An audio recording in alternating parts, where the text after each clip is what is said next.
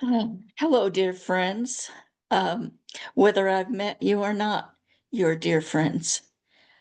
Whether you find us or not, you are dear friends. Tonight, we are going to concentrate more on questions because that's what I've been guided to do now from this point. But I will start out with a little prayer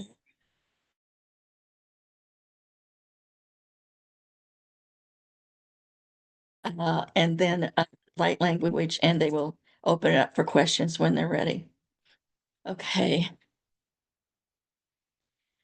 Dearest divine, dearest all that is, source, the essence of love, thank you for being with us tonight. I ask, first of all, that my own ego, as Kathleen, sit over to the side in the observer's chair and that she learns whatever is meant to be taught tonight along with everyone else. We give gratitude for those who are with us here in physical presence on this Zoom call. We give gratitude for those people, beings who are with us in other ways, whatever way they happen to be. And we give gratitude for those who will find us at a later date via the YouTube channel. We know that this is perfect no matter what it is, and we thank you for that. We welcome the aspects of love who will bring their loving aspect in many forms. We humbly allow those beings who are here to teach us, to inform us, to love us, to support us. We welcome them to come in now. I ask that light language be brought through me in order to start this session.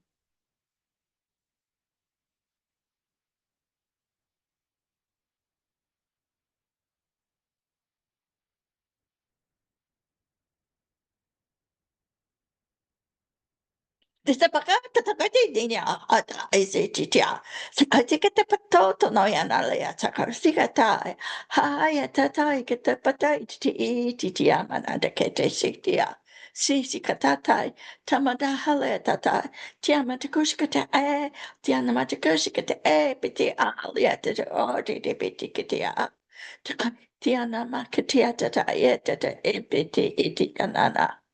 Tasi, tiana makashiti te ayata te bayata da. Hele anana ya patukashkai.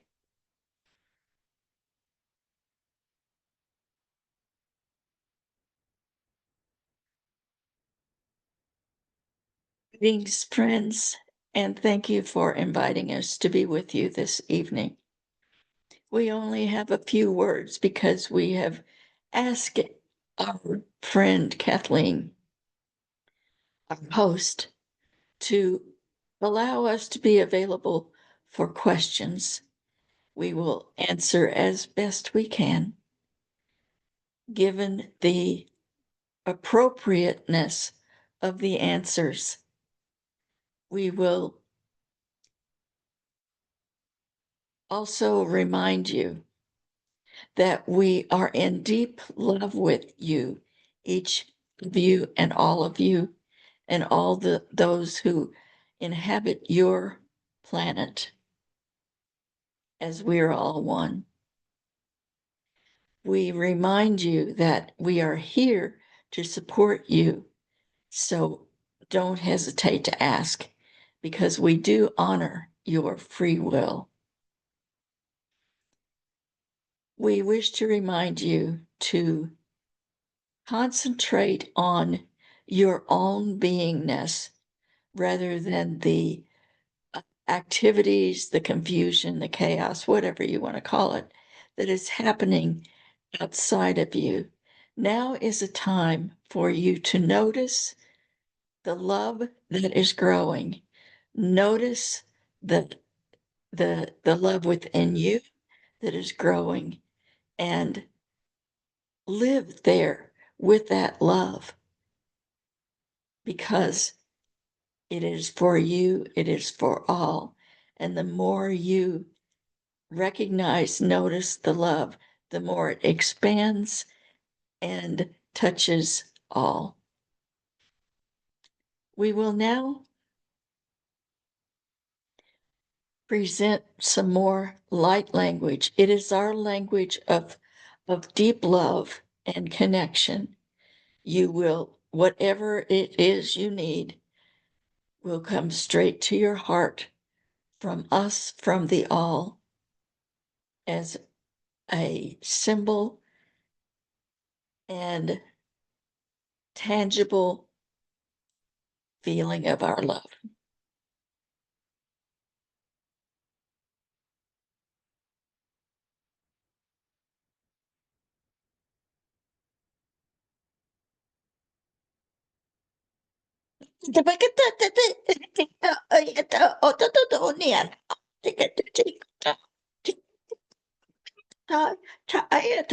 Leana kesetitia tiana ketiti etiata patakate tiamana nana ate sasai te etimiata kata siti liana ayaptata titi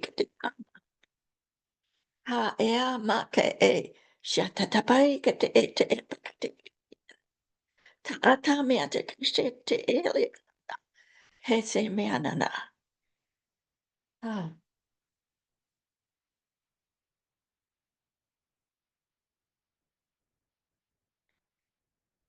we are ready to entertain your questions.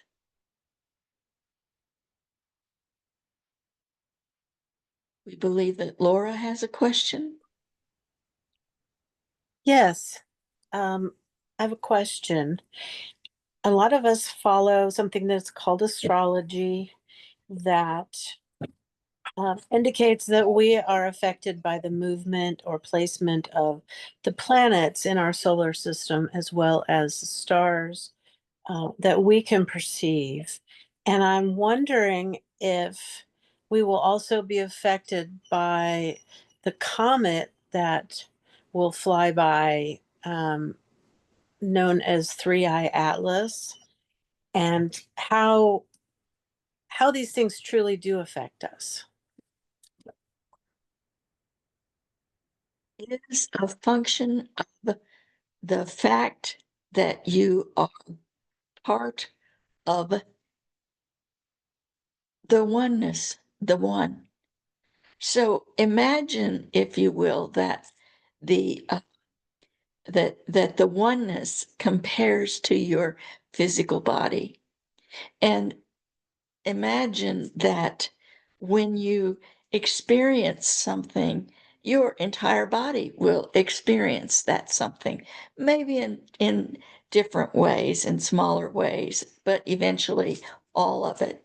So, for instance, if you take a bite of something that you truly love, you have maybe ice cream or peanut butter, whatever, spice cake or whatever it happens to be. If you take the bite, you first, all of the cells in your nose and in your mouth delight in that experience, and then it flows through your system to nourish other parts of your body.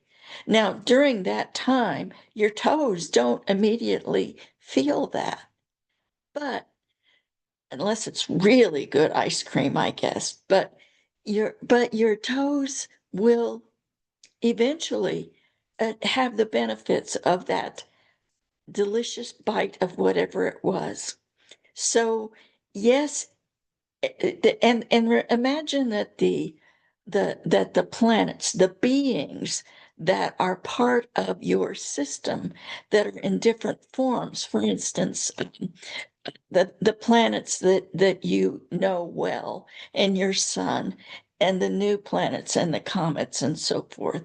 Imagine that they are part of a very intricate system and that each one has its own consciousness, its own vibration.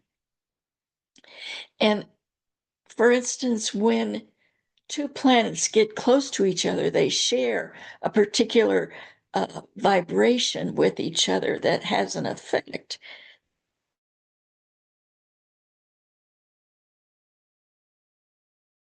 But it does have that effect.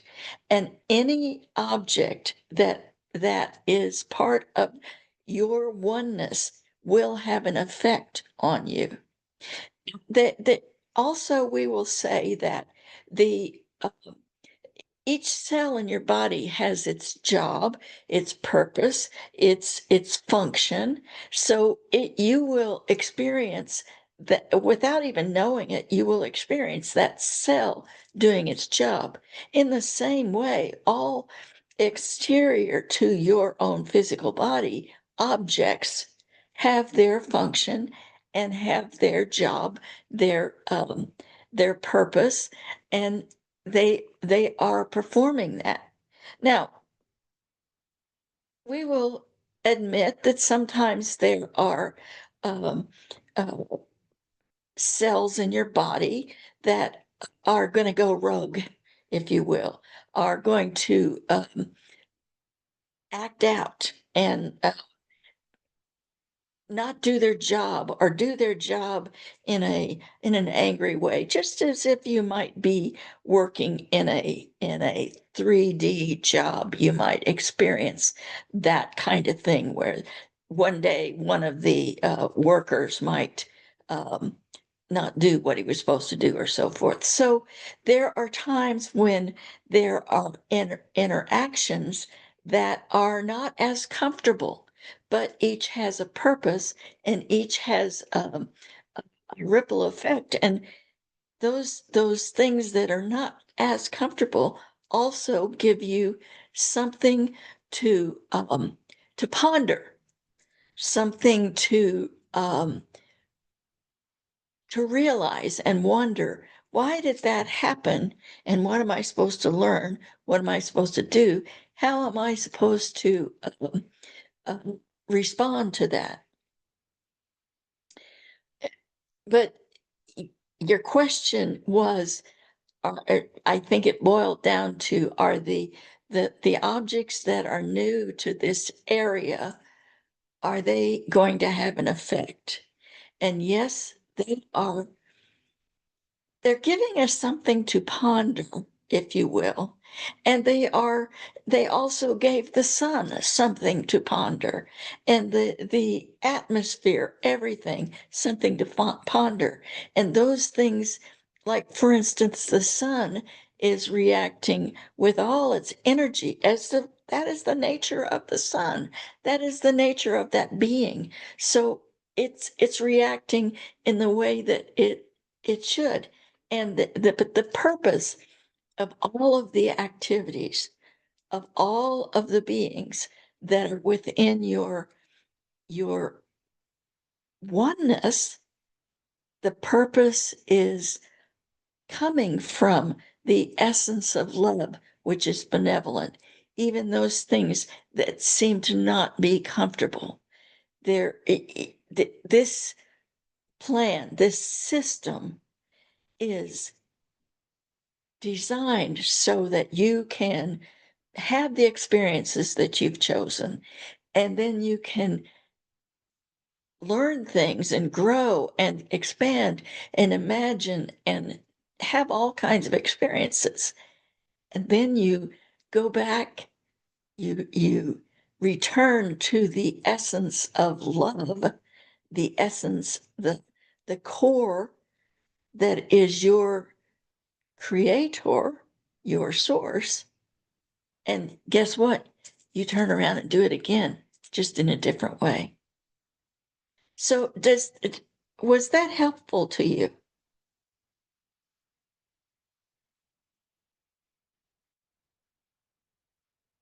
Was that helpful to you?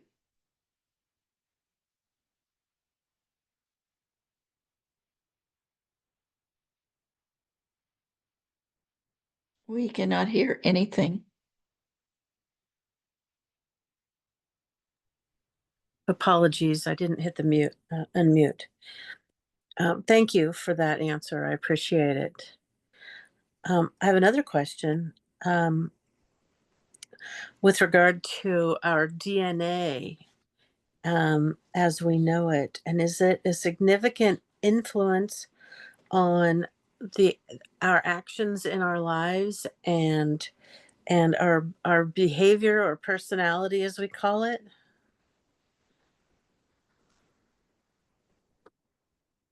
We believe you're asking if you are predestined to act in whatever your DNA has told you. Is that correct? Yeah, sort of. Yeah. Okay, we will expand on it from that perspective. DNA is a part of your system. It is within every cell, and there are things that you have learned every time that you, as a spiritual soul, have been in existence in some form of experience.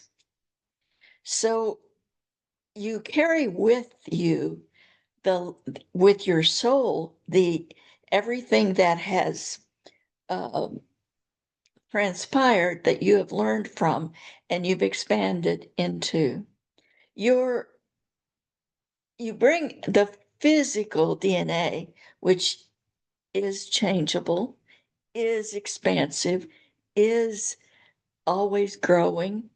Uh, your DNA carries with it the experiences from a physical nature. It's connected to each of the experiences through the line, the inheritance that you have chosen.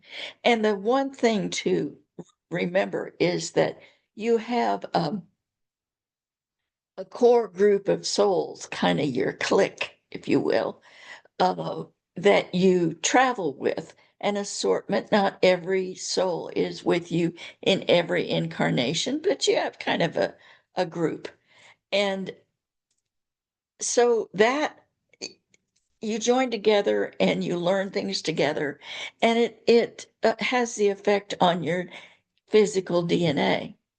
But all of that together does not override the gift of free will. So your DNA may want you to to this is something that our host thinks of. Your DNA may want you to have a physical body that is fluffy. Uh, so because that's what you've chosen from your soul, and that is the thing that has been passed down. So you choose things in your life in with your free will that will support having a fluffy body. Then sometimes you might have the free will that you would like to have a less fluffy body. So you use your free will and take actions and therefore change your DNA. Now, your DNA is neutral.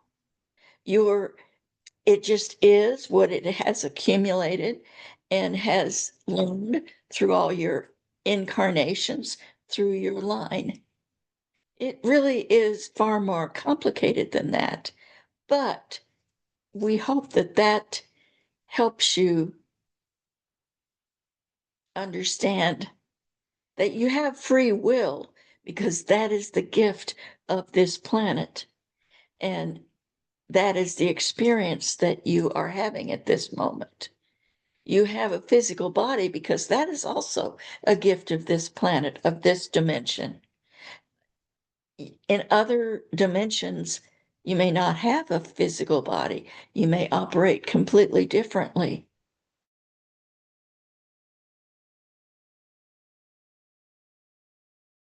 But you have chosen to have.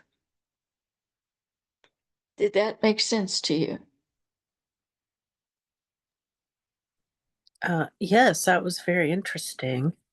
Um, and then to tag on to that, I'm curious how our soul connections or our core group, as you said, how have those been affected by like the quantity of connections that we can make uh, through the internet and through the social media and things, where I would not normally have gotten to know somebody in Korea, South Korea, whereas now I kind of know somebody who's in South Korea. um, that was just an example, but I mean, how are our soul core groups being affected by technology? Technology is it's timing in a way. And this is not the first time that your planet has experienced magnificent technology, and we will tell you that it is ever expanding.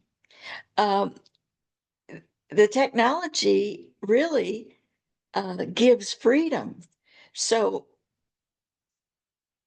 maybe at a time that you were in a, a, a group that did not have connections through technology, your soul group was clustered closer. But the soul doesn't have an um, an address, let's say. The soul does not is not attached to a place, and that soul is connected to that soul in Korea. So physically, technology has enabled you to make connections with your soul group who might have dispersed uh, by agreement.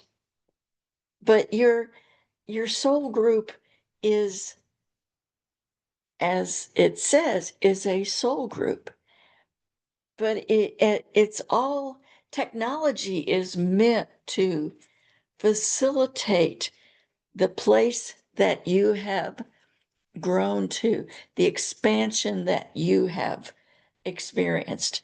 And technology in itself is also neutral.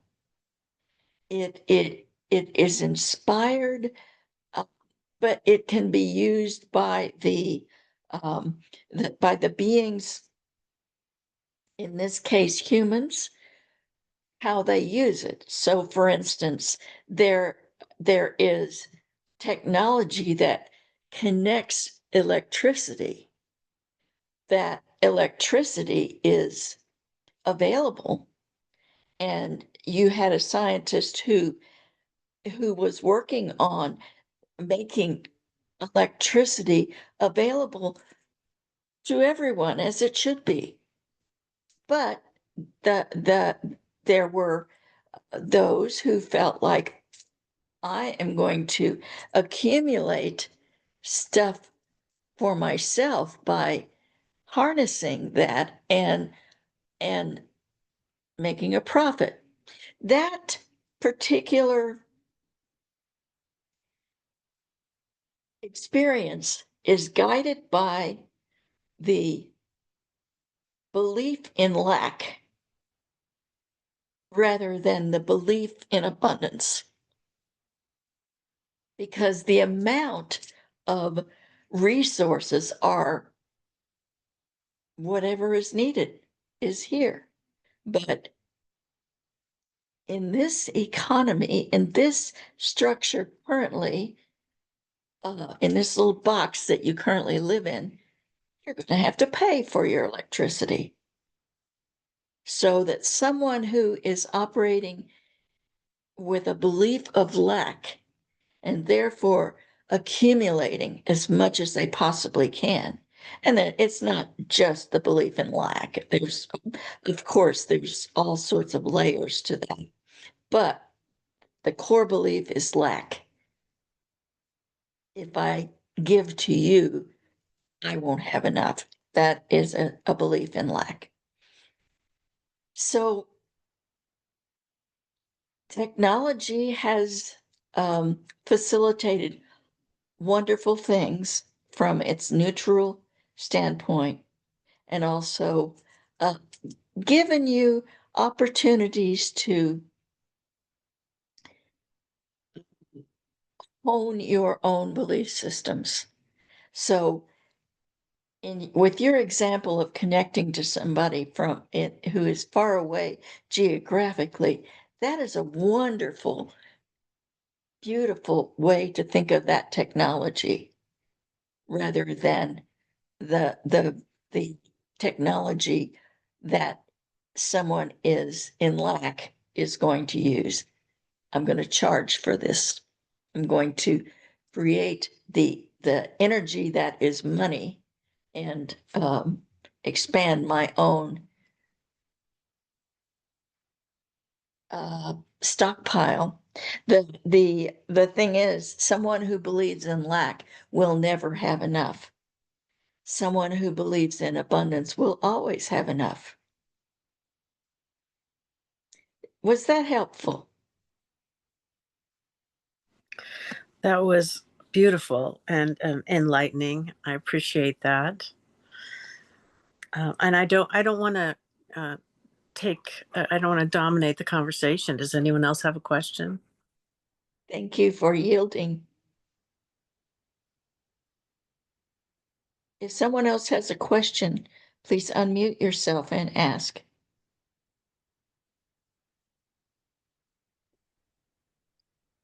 I just want to piggyback off this DNA thing for one thing. And for another thing, you just mentioned the box that we currently find ourselves in. Is it your teachings that this is an illusion, this box? As probably that question's probably been asked before hundreds of times of you, but I haven't been here, so apologies if I'm asking you to repeat yourself. I should say y'all, not you. It's all perfect.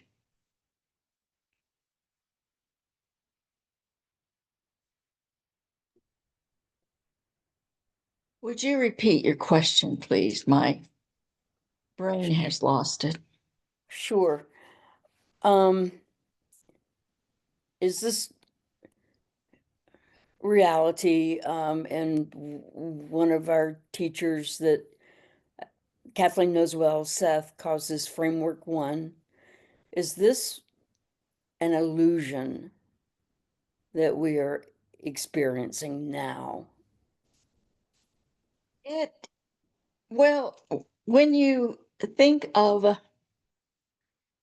who you are, you, of course, remember that you are a soul, a drop of God, a drop of love, the essence of love. That is who you are. But you have asked to have an experience of a physical body. So you have created this. It is an agreed upon illusion. So the souls that have come here on this planet have agreed upon a certain structure, physical bodies, the shape of the earth, those kinds of things. Those are agreed upon creations, but illusion is it kind of oversimplifies it in a way. It is what you have created in order to facilitate your own learning, your own expansion, and the tests that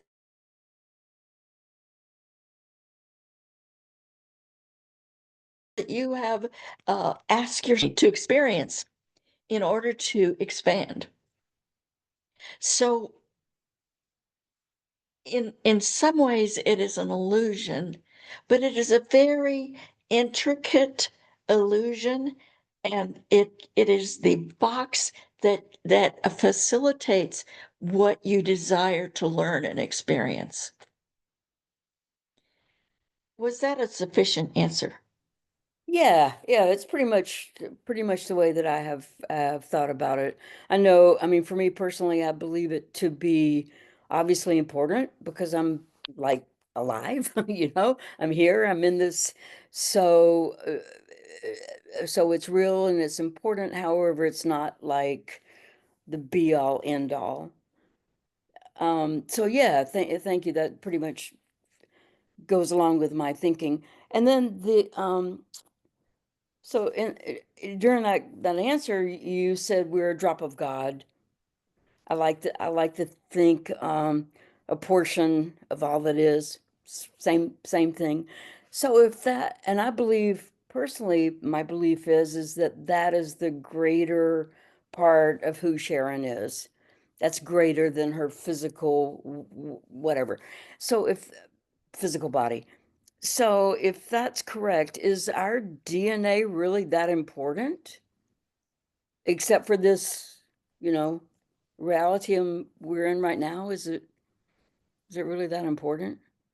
Well, that is a fair question, and it depends on how you are thinking of it, how you are advancing, where you are, and you are an advanced soul. And so you know that that your essence is at its core godliness, if you will, that you are love, that you are that is your true essence. So the presence of DNA, even the presence of a physical body, is really not that high on your priority list, except those things that you need it for. So, for instance, you would like to have DNA that facilitates the longevity so that you can experience in your physical body what you would like to experience, what you set out as a goal for this particular incarnation. But in the grander picture, you know that when that DNA, which is part of your physicality, drops away along with your physical body, you will still have everything you need, every experience, and you will also share in all the experiences of all the other cells that are um, in your oneness. Does that make some sense to you? Some.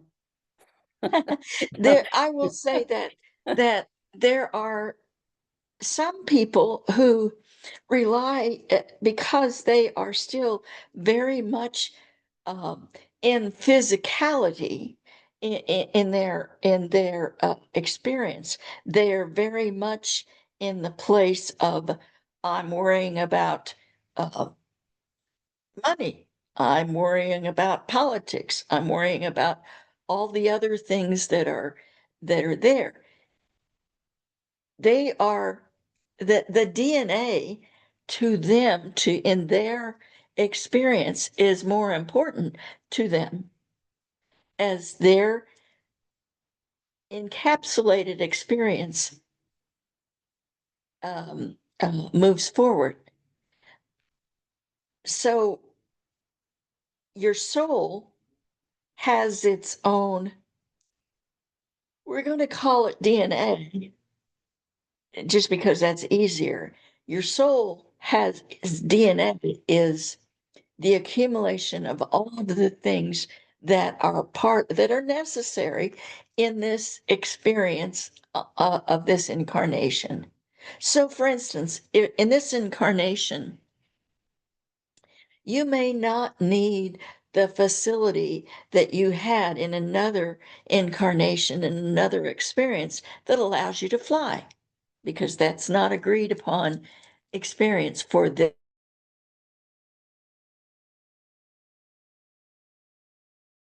learning that you have DNA from the soul that is part of that flying planetary experience is not necessary here. So you don't even remember it. But it is, that is a very deep question, and that is a very intricate answer. And I think that it's good to think about, because you will come to your own inner knowing as you progress. That's probably the best we can do explaining it to you at this moment. We hope that helps. Yeah, yeah, it did help. Thanks a lot. I think I'm personally at a place where I'm more interested in my soul's DNA than my physicality DNA, and I'm aware of soul's DNA, and yeah, so I appreciate that kind of validation of that inner whatever of the teaching that I have, and I appreciate that, and it does help.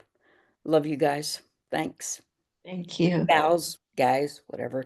Us, them, all that is. Thank you. Other me, you could say, other me. Other me?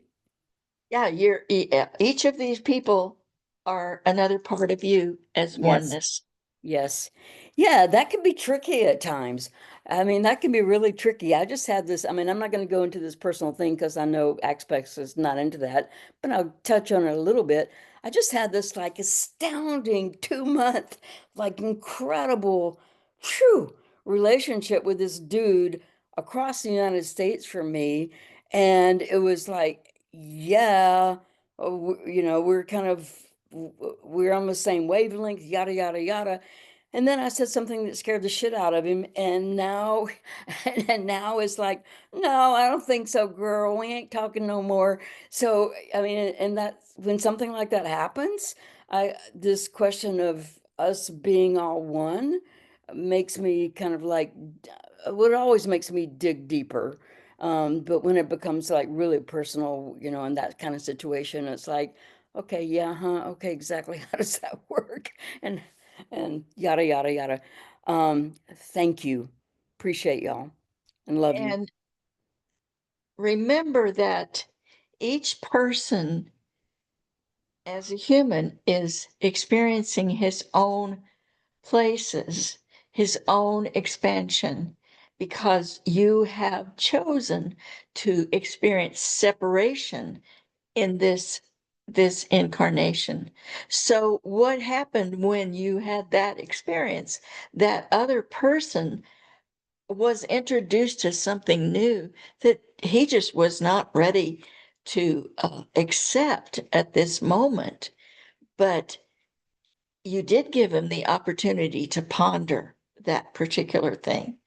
And maybe in another incarnation, you will connect again and he will be able to teach you something or make you ponder, because that is the beauty of this soulness, that the interconnections come back around, and you get to learn, you get to experience, you get to expand by experiencing other things that are not in your remembrance. Thank you for your question. Thank you for being here. Is there another question? I have a question. Thank you, please. I'm just curious if from a three-dimensional point of view, living in an infinite universe in a fairly physical form that's constrained. Is there something unique going on our planet that is particularly of interest to large numbers of varied ethereal or non-corporal beings that everybody's here now trying to connect with us as we make some transitional leap? Is there something unique going on with the human race that all of a sudden it's like we're on we're the focus, or is it just random that the earth has this attention all the time? Because it feels like it's new. Let us make a comparison. Imagine the latest movie comes out and you are so excited to watch that movie. So you go to that particular theater and you watch that movie and you eat your popcorn and you cheer for those that you want to and you almost get yourself involved. That in a way is what's happening. The earth is experiencing something that is the movie of the, we're not going to say the day, the movie of the times, the the the mystery, the love story, the all of these different facets, and there are many who are here to watch it. But that when you walk out of that movie, you take that movie with you, and you have changed. You have experienced something. You, let us say, you may have expanded, you may have awakened, you may be a better person because of that beautiful love story or the end of that mystery or whatever. So yes, the earth at this moment is the focal point of many, but in reality, the same way, there are other planets that are having their own movie and attracting the entities that are interested in that particular expansion. So, yes, right now, this planet is going through a beautiful transition, expansion that is attracting the support and love of many other beings who are also part of the one, because they also understand that the effects will ripple out and they will be changed as we are changed. Does that help you? Yes. Just to add one other aspect to that, as much as you're giving us guidance and input, and we gain guidance and input and elevated consciousness from other sources, what do you take away from that interaction? What is the benefit to you? Our mission, we are the aspects of love. We are many beings, and we bring to this meeting the loving aspects. And so we are here to absorb your love, to expand our love, to because we all are wanting to be in the warmth and glory and all kinds of words of beauty that is the essence of love, that is our source. So what we receive from this is kind of like going back to that comparison to your physical body. So we, as a group of cells, we will say that we're going to compare ourselves to the heart, and we are pumping the blood of love through your physical body, and you are sending it back and nourishing ourselves as the love of that physical body. Does that make sense to you? And was that Yes. helpful? Yes, it's a cooperative, mutually beneficial relationship. Thank you. That's helpful, very much so. Gratitude for the questions that have come forward.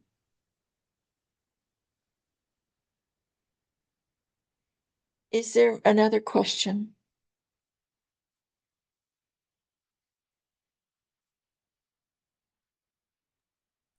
Thank you. I think I'm done for today. Thank you. We feel that it is time to give you our energetic love, our gratitude for that which you give to us, because just you being here gives us support and love and appreciation that you can't even fathom. So we will gift you with the energy of our love in the form of our language.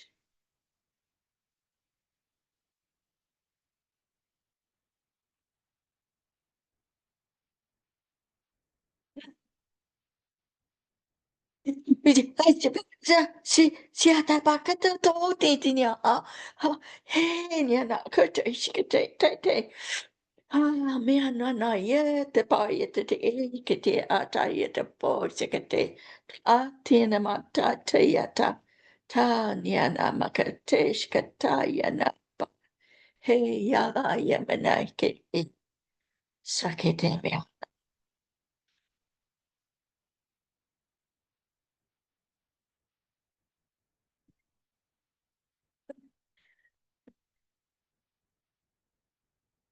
I'm going to stop the recording now.